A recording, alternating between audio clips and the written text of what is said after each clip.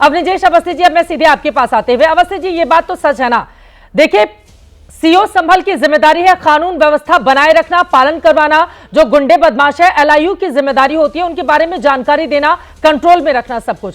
लेकिन पहले ही एक पक्ष को हम समझाने में लगे रहेंगे कि घर में रहो, बाहर नहीं निकलो, रंग अगर झेल सकते हो तब बाहर निकलो। मतलब इस तरह की भाषा से क्या परहेज नहीं करना चाहिए? अब निजेश अवस्थी जी, सॉरी मैं आपकी बात बहुत चित्रा जी, जो आपने सवाल पूछा उसका भी जवाब देता हूं, लेकिन वारिस पठान जी ने आज वो गौतम साहब जो अलीगढ़ के सांसद हैं उनकी भाषा पर कहा, ये ओवैसी साहब की भाषा में बोले ना कि जब मोदी चला जाएगा हिमालय पर, योगी चला जाएगा मठ में, तो आपको कौन बचाएगा।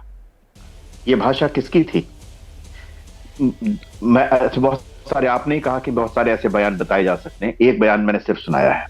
दूसरा, ये जो अखबार लेके आए थे कि इलाहाबाद हाई कोर्ट ने जो दिया है, मनोज काका जी कह रहे थे, एक बार हाई कोर्ट के पास आप लोग भी गए थे, जो बम फेंकने के आरोपी थे उनका मुकदमा वापस लेने के लिए उस समय आपके बारे में पता क्या कहा था कि आज आप इनको छुड़वाने आए, कल आप इनको पद्मश्री भी देंगे। और उसके बाद वो सारे लोग कन्विक्टेड हुए, उन लोगों को छुड़वाने गए थे आप। तीसरी बात, अब जो आपने सवाल किया, मैं कहता हूं कि अनुज सिंह ने समझाया भी और धमकाया भी। समझाया ऐसे कि इस समय 52 बार जुमे आता है, अगर संभव हो तो उस समय घर से बाहर ना निकले। उन्होंने एक बात और कही कि आखिरकार कोरोना के दिनों में भी तो आप लोग घर में बैठ के नमाज पढ़ते थे। और धमकाया कि अगर किसी ने जबरदस्ती रंग डाला, ये भी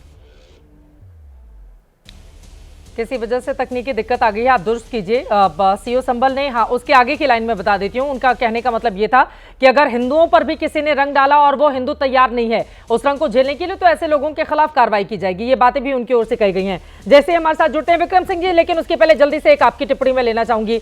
अब निजेश अवस्थी कह रहे हैं उन्होंने धमकाया भी और समझाया भी और बिल्कुल ठीक किया, उनकी बातों से यही समझ में आया। विक्रम सिंह जी।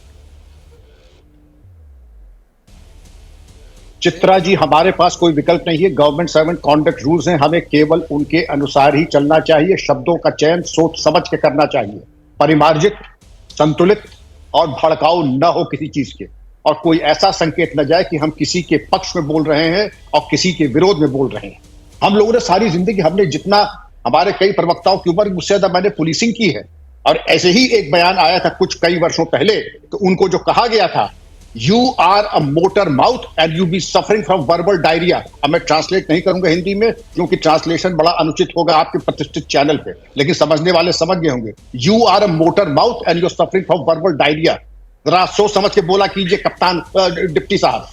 लेकिन ये भी चलिए, अब इन्होंने अगर बोला है तो अब मैं जानना चाहूंगा, हमारे कॉन्डक्ट रूल्स ये कहते हैं मीडिया से मिलने से पहले या तो सरकार आपको अधिकृत करे या सरकार से आप परमिशन लें। ये मनमाने तरीके से जाके मीडिया के सामने बयानबाजी, शांति समिति की बैठक एक अलग चीज है, बंद कमरे में होती है, प्रतिष्ठित नागरिक रहते हैं, सारा जीवन बीत गया यही करने में। और ये संतोष का विषय है कि मौलाना लोग जाते वही संभल में, वहीं पर आपने पता नहीं किन दंगों की बात की। मैंने 3 दंगे 36 साल की नौकरी में हुए और ऐसा मुंह तोड़ जवाब दिया कि आज तक लोग याद करते हैं कि कोई एक्शन हुआ था। लेकिन मौलाना लोग आगे बढ़ के होली की जुलूस में जाते थे, लोग उनकी दाढ़ी पे रंग मलते थे और बेहुदे किस्म के रंग, स्याही वगैरह, तो हम लोग जब रोकते कहते नहीं, आज इनका हौसला, इनको पूरा कर। ये दानिशमंदी, ये परिपक्वता होती थी, किसी ने एक शब्द आपत्ति का वो नहीं कहा। मैं चाहूंगा आप सबको कि प्रेमचंद जी की एक ईदगाह कहानी है, जरा पढ़ने, 2 पन्ने की कहानी है और सबके मन के मकड़ जाल सब निकल जाएंगे। आपसे दिल में जब जगह होती है तो कोई समस्या नहीं आती है, लेकिन जब दिल में ही जगह नहीं होगी तो तमाम समस्याएं अपने आप उत्पन्न होंगी। मेरा फिर अनुरोध होगा कि एक बार इसको पढ़ लें, और अगर एक दफा पुलिस और प्रशासन अपने पे आ जाए, पुलिस का काम मीठी बातें करना नहीं है, केवल बदमाशों, आपकी सुरक्षा व्यवस्था और दावे के साथ होली भी मनाई जाएगी। जिस वक्त होली का सायरन बज जाता है, कृपया करके रंग खेलना बंद कर दें। जी। अब निजेश जी, बीच में आपको रोकना पड़ा था, अपनी बात पूरी करें, तकनीकी दिक्कत आ गई थी। मैं चित्रा जी, मैं बिल्कुल स्पष्ट रूप से कह रहा हूं कि जो सीओ पीस कमेटी के सामने बात कर रहे थे, दोनों समुदायों के लोग वहां बैठे थे। एक को कहा गया कि आप कोरोना के टाइम पे भी ये बात था कि आप घर के अंदर नमाज पढ़ लेते थे, लेकिन उसके बावजूद अगर तमाम वहां की कमेटियों ने, मस्जिद कमेटियों ने कहा कि हम 2 या 2:30 बजे से नमाज उस दिन अदा की जाएगी, इसके बावजूद अगर किसी को आपत्ति है, उन्होंने धमकाया ना कि अगर जबरदस्ती किसी पर रंग डाला गया तो उसके खिलाफ भी कार्रवाई, धमकाया उन्होंने।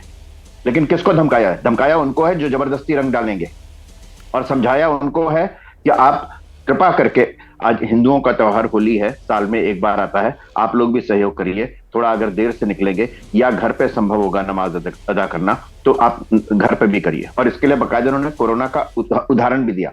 अगर ऐसी समझाइश पर भी, ऐसे समझाने पर भी अगर लोगों को दिक्कत है, तो मुझे नहीं लगता कि पुलिस का क्या कर्तव्य होना चाहिए।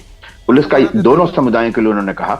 इसलिए ये जो राजनीतिक बात हो रही है, और मैं एक बात और छोटी सी चित्रा जी दूं, सबसे लास्ट में आया हूं, सिर्फ रमजान के दिनों में, रोजे के समय में 2 घंटे पहले जाने की बात नहीं की केके शर्मा ने। केके शर्मा ने कहा कि यह बात फिर नवरात्रों पे भी लागू होनी चाहिए, ये कहा उन्होंने उस पर आपत्ति नहीं जताई। उन्होंने कहा कि पंथ निरपेक्षता का मतलब यह, संविधान का मतलब यह कि सबको समान अधिकार मिले, तो नवरात्रों में भी अधिकार मिलना चाहिए। आंध्र प्रदेश सरकार ने नोटिफिकेशन निकाल ठीक है सर, वक्त हमें इतने की इजाजत देता है। आप तमाम मेहमानों का बहुत धन्यवाद हमारे साथ चर्चा का हिस्सा बनने के लिए। सभी पक्षों को आपने सुन लिया, सभी के अपने अपने दावे हैं, लेकिन आज की बहस के बाद अपने दर्शकों से हम ये जरूर कहना चाहेंगे कि प्रशासन को जाति, संप्रदाय और हर तरह के भेदभाव से उठकर निर्विकार भाव से काम करना चाहिए। किसी भी धर्म और समुदाय के त्योहार को शांतिपूर्ण ढंग से संपन्न कराना पुलिस प्रशासन की सबसे बड़ी जिम्मेदारी है। लोकल इंटेलिजेंस यूनिट LIU जिसको कहा जाता है, यह सुनिश्चित करे कि वो किसी भी उपद्रव को लेकर अलर्ट रहे पूरी तरह से। राज्य सरकार की ये जिम्मेदारी और जवाबदेही है कि उपद्रवियों को लेकर पहले से ही सख्त रुख अख्तियार करके रखे, नकेल कसे, ताकि बाद में ब्लेम गेम की पॉलिटिक्स से बचा जा सके। जिम्मेदार पदों पर बैठे प्रशासनिक और पुलिस अधिकारियों को कुछ भी कहने से पहले तोलना चाहिए, फिर बोलना चाहिए, क्योंकि किसी एक पक्ष की ओर अगर आप झुकते हुए बयान देंगे तो दूसरे पक्ष में नाराजगी और वैमनस्य स्वाभाविक तौर पर पैदा हो जाएगी। अधिकारी बयानबाजी से ज्यादा अपनी कार्रवाई पर ध्यान दें। आप ऐसे बयान ना दें जो किसी राजनीतिक दल को सूट करता हो। आपने वर्दी हर पक्ष को, हर जाति, हर वर्ग के लोगों की सुरक्षा के लिए पहनी है, तो आपको संभल में भी उसी जिम्मेदारी के प्रति संभल कर चलना होगा, ताकि वहां पर शांति कायम रहे। इसी के साथ महादंगल में अभी के लिए बस इतना ही। देश और दुनिया की तमाम खबरों के लिए आप देखते रहिए ABC न्यूज।